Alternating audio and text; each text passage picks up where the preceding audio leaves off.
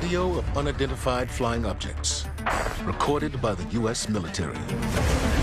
What we're talking about are advanced aerospace vehicles that outperform, outmaneuver anything that humanity has ever created. Millions in U.S. tax dollars spent on the study of extraterrestrials visiting Earth. It was actually shocking that the Pentagon had a UFO investigative department. And an anxious public, growing more and more impatient for answers. If they have technology that could wipe us out, people would demand to know more. It used to be a topic reserved almost exclusively for conspiracy theories and science fiction fan conventions. But in recent years, between declassified military footage of UFOs and even public statements by a number of American presidents, is it possible that the evidence is already in confirming the existence of extraterrestrial life? Perhaps the truth can be found in America's Book of Secrets.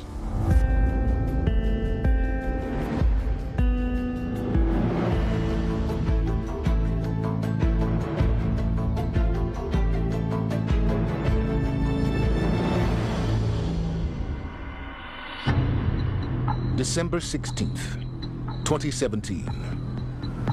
The New York Times publishes an article revealing the existence of a top-secret military program known as AATIP, the Advanced Aerospace Threat Identification Program. The purpose of this previously classified government-funded organization was to identify and investigate unidentified flying objects.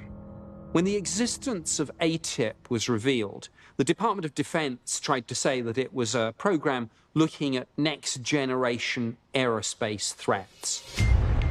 Russia, China, aircraft, missiles, drones, that sort of thing. Unfortunately for the DoD, that line became impossible to hold because the Defense Intelligence Agency had to write to Congress about this program in December 2017, and in explaining to Congress what work had been done, it was clear AATIP was looking at UFOs, and yes, maybe something extraterrestrial. AATIP ran from 2007 to 2012, receiving $22 million in government funding. And the man championing this classified program? Senate Majority Leader Harry Reid. When I first started becoming interested in this, virtually everyone told me, stay away from that. This is not going to help your career. I thought that it's important that we start studying some of this stuff scientifically. And I think we made it so that the military had something to look to as a foundation. In explaining to Congress what work had been done by AATIP, the Defense Intelligence Agency listed 38 scientific studies, and the titles of the papers were released. They solicited futuristic papers from scientists from around the world in a variety of disciplines. And this is to get a handle on different elements of UFO science. And so you get these fascinating papers on things like traversable wormholes and space-time metric engineering and invisibility and cloaking. For decades, the government has refused to answer questions about UFOs, or when they did answer, they belittled it. They denied having any significant knowledge. Well, they have been studying them, and it's a dramatic change from what we were told just a few years ago. The revelation of AATIP has led many to re-examine previous government-funded UFO programs, which were also declassified in the last few decades. The modern UFO phenomenon really starts in 1947 with the Roswell incident. And it's no coincidence that 1947 is also when the US government gets into the game. In 1947, they set up a research program called Project Sign to research and investigate the UFO phenomenon and determine what it was they were dealing with. Project Sign, which was led by Air Force General Nathan Farragut Twining, investigated sightings of UFOs as potential threats to national security. Because it was also the beginning of Cold War tensions with the Soviet Union, understanding what was flying in the skies above the United States was a high priority for the federal government. These were Air Force efforts to have investigators accepting UFO reports from the public, sometimes from the military, and that went until the end of the summer of 1948, and that was replaced by something called Project Grudge. Project Sign looked at the sightings in an even-handed way, but Project Grudge was much more skeptical, and as the name implies, some of the people involved with this really didn't want to be looking at this subject at all. Project Grudge may have initially dismissed the notion that potentially extraterrestrial spacecraft visiting Earth was worthy of serious consideration. But just 3 years after its creation, an incident occurred that forced the U.S. military to reassess its position. Fort Monmouth, New Jersey, September 10th, 1951. Army Signal Corps officers spot an object on radar racing across the sky at an incomprehensibly high speed. They detected a very, very fast-moving object coming in. It was estimated at 900 or more miles per hour. In 1951, we had nothing that could do that speed whatsoever, not even close. It was this dull gray, disc-shaped type of an object. The Air Force and the Army got very worked up over this. So they sent a massive report on this to Wright-Patterson Air Force Base in Dayton, Ohio.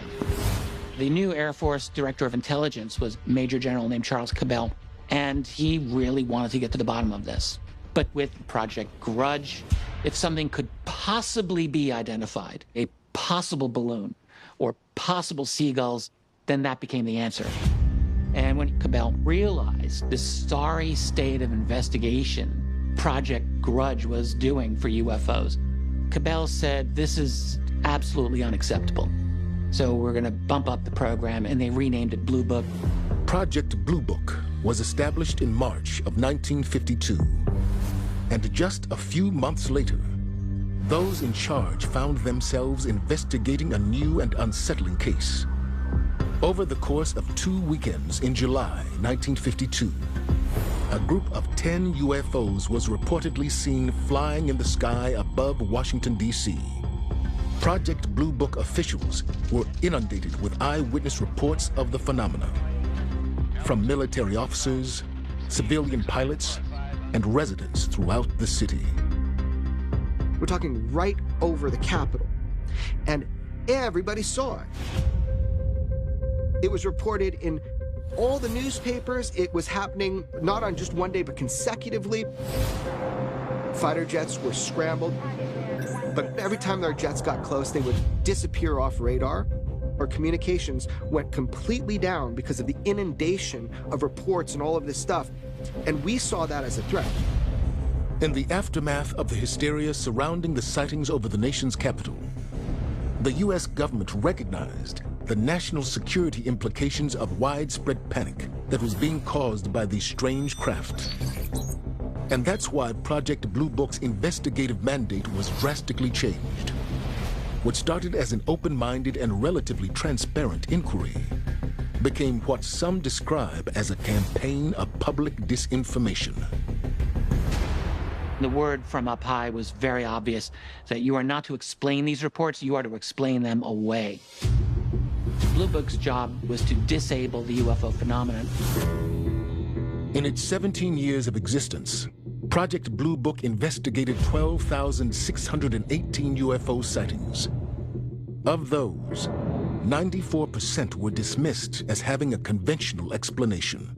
But that left more than 700 cases categorized as legitimate unidentified phenomena, worthy of continued study. Then, on my mark, on December 17th, 1969, the program was, as some put it, curiously shut down. mark. Just a few months after the Apollo 11 mission launched the first human beings to ever set foot on the surface of the moon. If there was one time when we should be thinking more about space and what might be out there in space, it was then. UFOs were still being seen.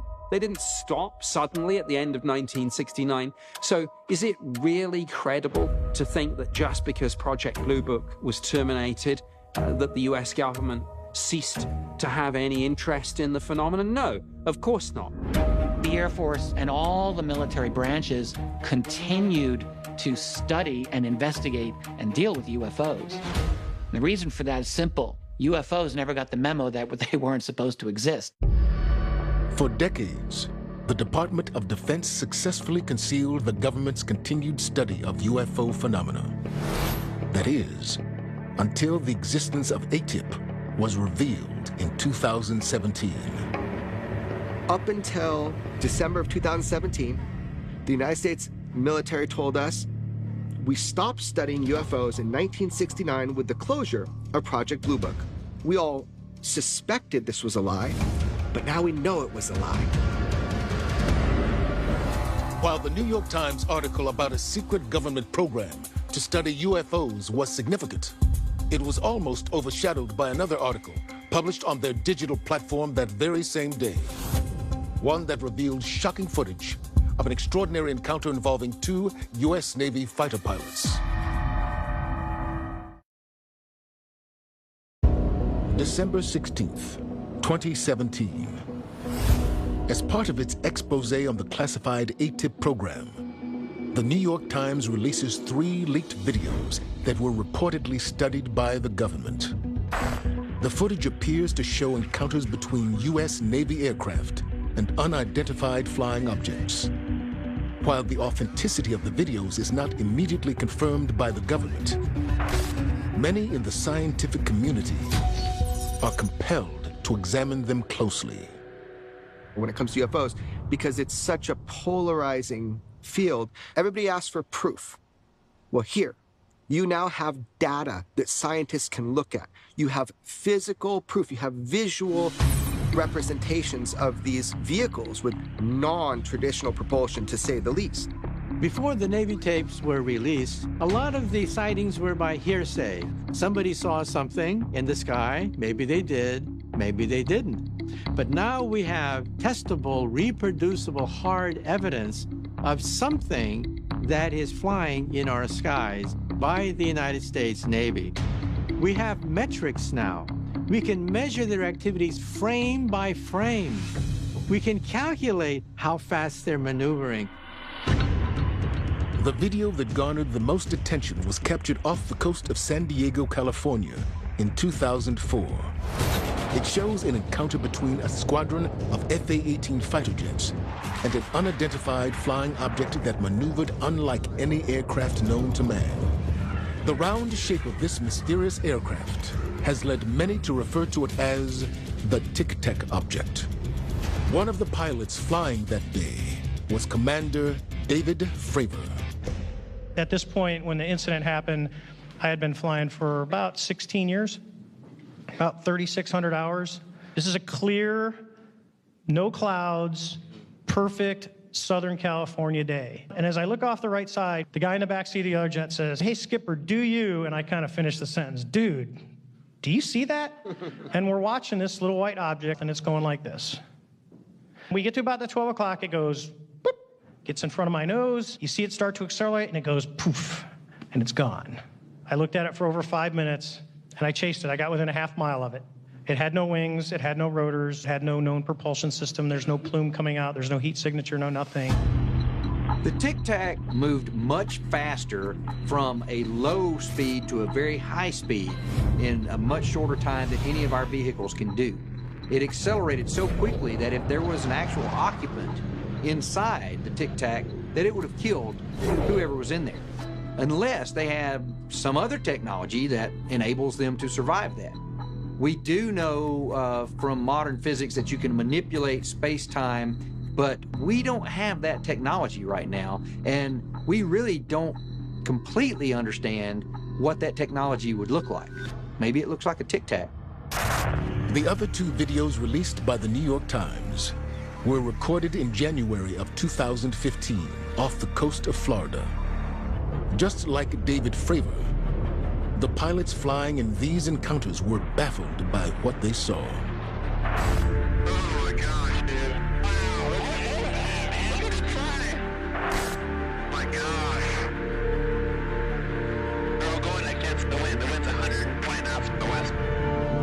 These are highly trained, highly skilled Navy top guns.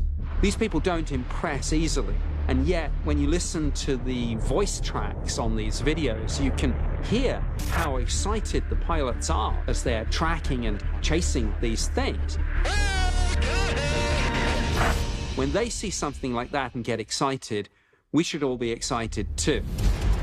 Most experts agree that the videos show aircraft that are far more advanced than anything ever disclosed to the public.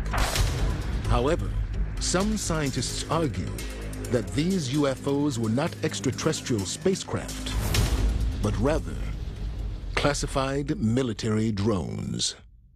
They are very advanced weapons being tested by the United States, Russia, and China. That is hypersonic drones.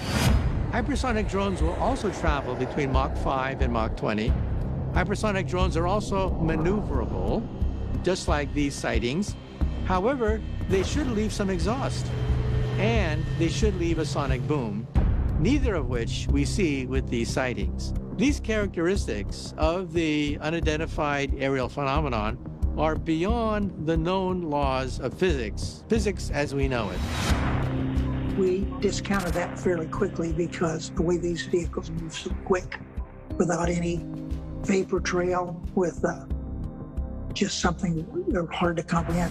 So of course we're terribly curious, interested, and basically in wonderment how this is going on.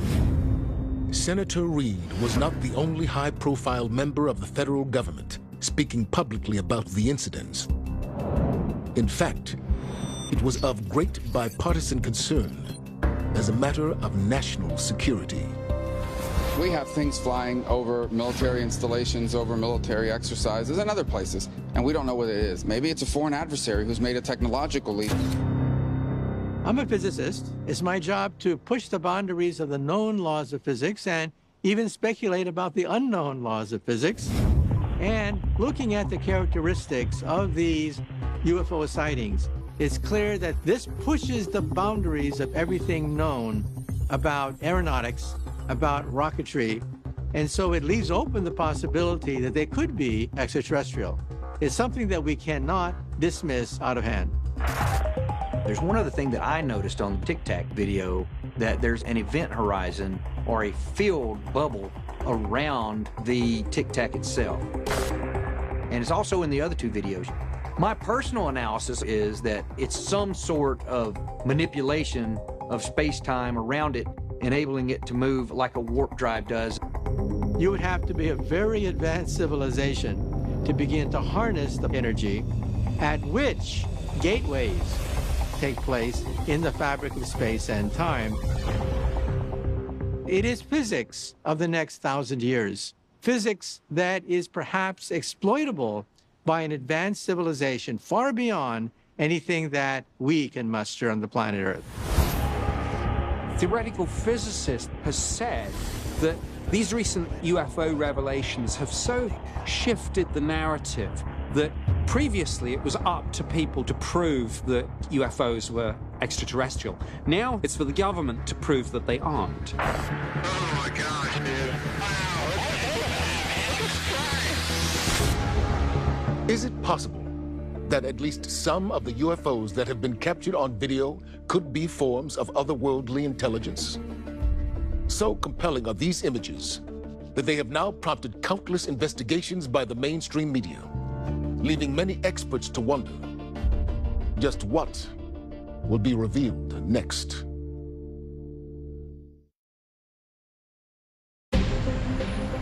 April 27th, 2020, Washington, D.C.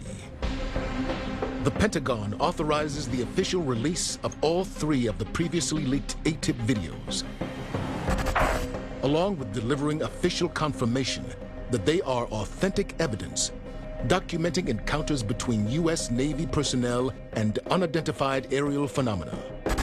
This unprecedented disclosure generates media attention around the world. The normal state of affairs is that this would never come out. Like, that's the norm. So the fact that this came out at all is actually a win for the public. Prior to this, there had been people claiming these were hoaxes. Despite the fact that those videos were available, they were not officially acknowledged. And here's the United States Navy saying, no, these actually are unknown objects that our pilots did encounter, that we don't know how to explain them conventionally. It used to be that when you talked to another physicist about flying saucers and UFOs, their eyes would simply roll up into the sky and they would shake their heads. Scientists are now open to the idea that maybe there could be some justification for these sightings. Because of this ocean of data coming from the United States military, the burden of proof has shifted. What we've seen with these disclosures is they're not coming from whistleblowers, they're not coming from UFO researchers, they're coming from the government. According to UFO researchers, the amount of government disclosure regarding UFOs has been increasing ever since ATIP was revealed in 2017. But after years of secrecy, why is the government choosing to be more forthcoming now? I've been thinking and writing about UFO disclosure for many years, and when you're looking at the things that have occurred in the last few years, really starting 2017 and then picking up speed, you know, people are inclined to ask, is this some form of a disclosure rollout by the government? This is one of the most exciting moments within the history of the UFO mystery. I have never seen anything like this. Not only do we have increased acknowledged frequency of UFO encounters with our military, but additionally we have individuals stepping up, high-ranking individuals stepping up and telling little bits about what they can and what they know about the UFO problem, as I call it. I do believe that there have always been factions within the Pentagon command structure that have favored this. The Pentagon, like any other massive labyrinthian bureaucracy, has got all kinds of factions. So there have always been those who demand secrecy on all kinds of issues, including UFOs. And there have always been others who don't agree with that policy. And I think what's happening with UFOs is we now have a web, we have instant communication, and people who have the power, they realize, like, this secret's not going to last forever. The American people and the people of the world have a right to know. UFOs are as real as the airplanes flying overhead. There are hearings taking place. It confirms that the public really does have an ongoing interest in this, a deep and abiding interest. It confirmed that our government has an ongoing interest in it. They just haven't been sharing it with us. And it suggests that we need to know more. When you have a state of denial of something that important year after year, and you can't get access to information about it so that you as the informed public can't make a decision, then you're not informed. So we've got a system that's gonna run off the rails here. We've got to believe in ourselves at some point. We have to believe in our ability to handle this. Otherwise, what are we? We're gonna be children our whole lives and just be spoon-fed BS. What do you know about UFOs? Brief us, and in fact, brief us so it can be made public, not so it's all retracted. Now, is this gonna crack open the books on UFOs with every intelligence agency on planet Earth? No, that's just not happening. There's no motivation to do that. But will we learn something? Yeah, we're gonna learn something. While many UFO researchers and journalists take the position that full government disclosure of what is known about UFOs is of great public interest, some experts insist that there are still valid reasons to proceed with caution. Until you completely understand the situation, these things should absolutely be kept classified until such times we realize that it is beneficial for the world to release it. The problem with disclosure is that if we are being monitored and studied by extraterrestrials, and if there's the possibility of an imminent threat, then when government gets involved in any of this, which it inevitably will, their basic instinct will be to keep this secret. Even though the news media is shining new light on the mystery of intelligent life beyond Earth, some experts believe much more has been discovered, and that governments have instituted new programs not only to investigate this phenomenon, but quite possibly to protect us against it. December 20th, 2019. The United States federal government announces the establishment of a sixth branch of the military, the Space Force. However, what especially captures the curiosity of some experts and UFO researchers alike is the phrasing of its mission statement. If you look at the congressional mandate for Space Force, it's very interesting. The wording talks about deterring aggression, not only in and to space, but from space. And people have speculated over those words and said, what does that mean, deterring aggression from space? And some have said that is precisely talking about an alien threat. And I can't rule that out. If there's an alien threat, it's very likely that the US military already knows. There are those in the UFO research community who believe that not only is the US military aware of an extraterrestrial threat to our planet, but that they've known about this threat for some time. And as evidence, they point to the fact that an unusually high number of UFO sightings have taken place near nuclear missile bases over the last 70 years.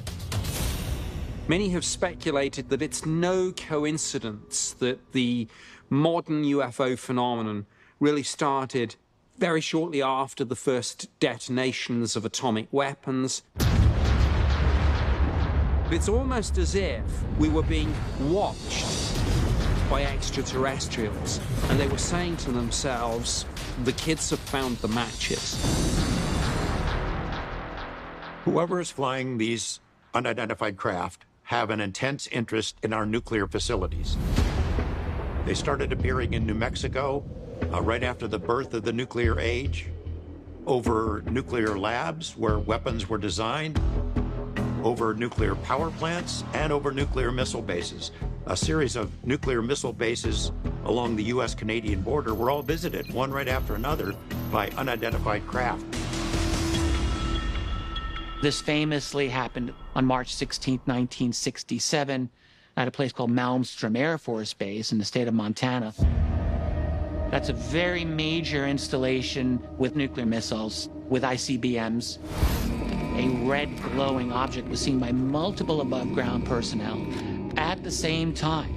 You had at least 10 of those LCCs went offline, 10 ICBM missiles. What's interesting is that all of those missiles are not hardwired to each other. So if one went down, it should never have affected any of the others. They all went down, like bing, bing, bing, bing, bing, all in succession. The unknown craft interfered with the launch control systems. If we had to go to war, if we had to fire those missiles, they were in effect disabled. Boeing, which manufactured these and was responsible for the maintenance, did a detailed analysis of them in the aftermath, and they could not find any conventional explanation.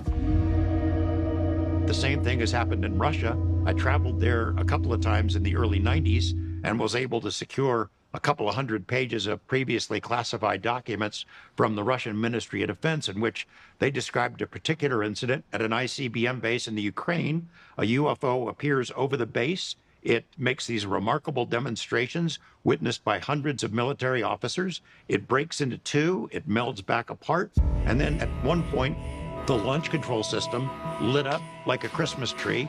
Something entered the launch control codes. The Russians are freaking out because it's not them. They can't turn it off. And then poof, the UFO goes away. The system goes back to normal. The Ministry of Defense sent a team in, took the machines apart, tried to figure it out, but they couldn't. Those kind of things have happened hundreds of times all over the world. All cases where it's alleged that nuclear weapons have been interfered with have been taken extremely seriously. When the Senate Intelligence Committee published the Intelligence Authorization Act for fiscal year 2021, there was a section in it under the heading Unidentified Aerial Threats, and it effectively talks about UFOs, and it then goes on to discuss cases where UFOs have been seen over military bases, including nuclear installations. And the Senate Intelligence Committee have demanded a report on this from Director of National Intelligence. They're seen over nuclear missiles. Why? This is seriously dangerous technology. And if they're here looking at us, ask yourself, why would they not want to be observing our relationship with nuclear technology? It's probably the single most significant and destructive technology that we operate. So yeah, I think nuclear tech would be of great interest to any observing intelligence. I personally think that's exactly why they have monitored nuclear technology. 8 months after the Space Force was created, the Department of Defense confirmed the existence of a new program called the UAPTF, or the Unidentified Aerial Phenomena Task Force. UFO researchers claim that this organization was created as a reaction to the high number of UFO sightings near military bases. Right now, the UAP Task Force is a very specific assignment. They study incidents where UAPs interact with U.S. military facilities. Some of the people involved in the UAP Task Force have been asking pilots to please record the incidents. Send us photos, radar information, videos if you've got them. Some of the pilots have cooperated, and there's the photograph taken by a pilot at an F-18 on his cell phone. It doesn't have a shape like any aircraft that anyone's ever seen. It's significant because, although it leaked out, there's nothing in that to actually force the UAP Task Force to give up anything, really. I think they're encouraged to report back to Congress and then therefore to the public. But whether they actually will, that's a really open question. The UAP Task Force is investigating aerial threats, while the United States Space Force is preparing to defend the planet. But is humankind really ready for an encounter with an advanced alien life form? Some experts believe that we're already being trained for it today, but whether we realize it or not.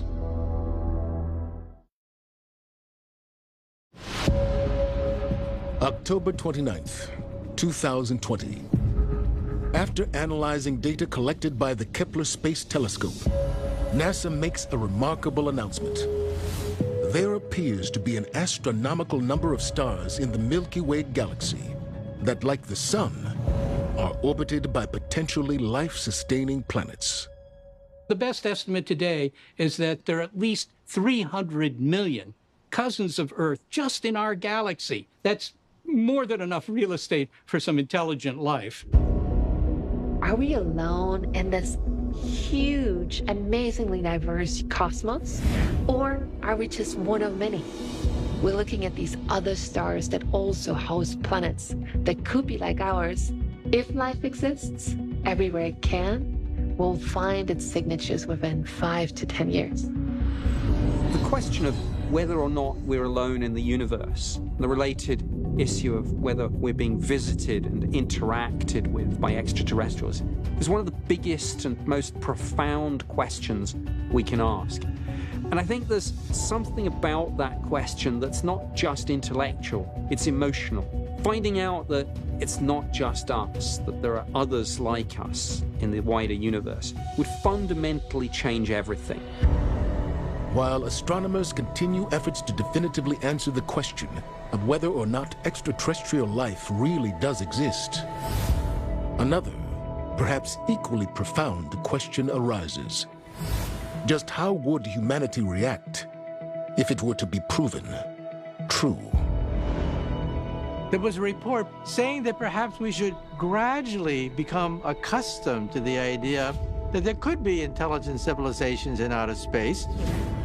And I think that's a good idea. I think the shock of encountering a civilization more advanced than us could create all sorts of paranoia, all sorts of bizarre, dysfunctional behavior in the general public. So I think it wouldn't hurt to scientifically go through what we might experience as we explore outer space. I think initially the scary thing is we would be confronted with this and didn't know what to do, right? However, I think the effect of finding life in the universe will be way less scary than people were worried about, because we are taking this one step at a time. Now that we're actually searching for planets like ours in the universe, in signs of life on those, without actively contacting it, by just looking and seeing what's out in the universe, I think that prepared us. Look, 1/3 of the American public already believes that not only are there aliens out there, but they're visiting Earth. They think there's, life in the upper atmosphere zipping around in UFOs. And they're not rioting in the streets about that, so I don't think that people would go nuts. While the public remains both curious and wary of just what the federal government has learned about the existence of life beyond Earth, scientists working in the private sector are currently putting plans in place to prepare for the moment when that discovery is verified. Organizations such as SETI, Search for Extraterrestrial Intelligence, have protocols for the sorts of things that would happen if proof of an extraterrestrial civilization was found through detecting a signal on a radio telescope.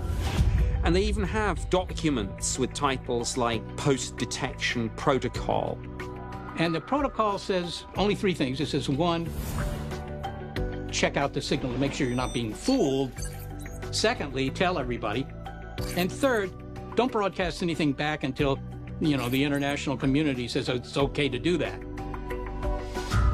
But there's no power of law behind this, right? It's just a code of good practices. And, you get a code of good practices when you go to summer camp, perhaps, but it doesn't mean that everybody obeys them. So you can have all the scientific agreements and memoranda you like, but the reality is government would step in and lock everything down. Where there's a signal, there's a message, and where there's message, there's information.